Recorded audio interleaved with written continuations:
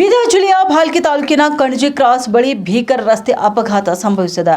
ಹುಮ್ನಾಬಾದ್ ಕಡೆಯಿಂದ ಬೀದರ್ ಕಡೆಗೆ ಬರ್ತಿದ್ದಂತ ಕಲ್ಯಾಣ ಕರ್ನಾಟಕ ರಸ್ತೆ ಸಾರಿಗೆ ಸಂಸ್ಥೆಯ ಬಸ್ ಹುಮ್ನಾಬಾದ್ ಕಡೆಗೆ ತೆರಳುತ್ತಿದ್ದಂತ ಕಾರಿನ ನಡುವೆ ಮುಖಾಮುಖಿ ಡಿಕ್ಕಿ ಸಂಭವಿಸಿದೆ.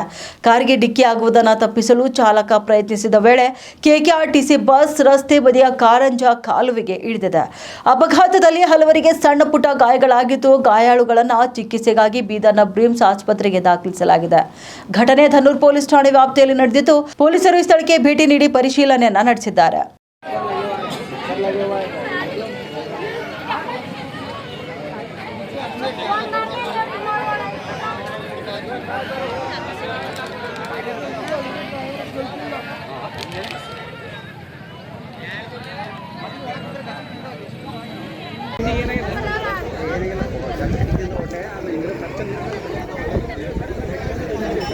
ಅಲ್ಲೊಂದು ಗಾಡಿ ಆಕ್ಸಿಡೆಂಟ್ ಆಗಿ ಹೋಗ್ಯದ್ರಿ.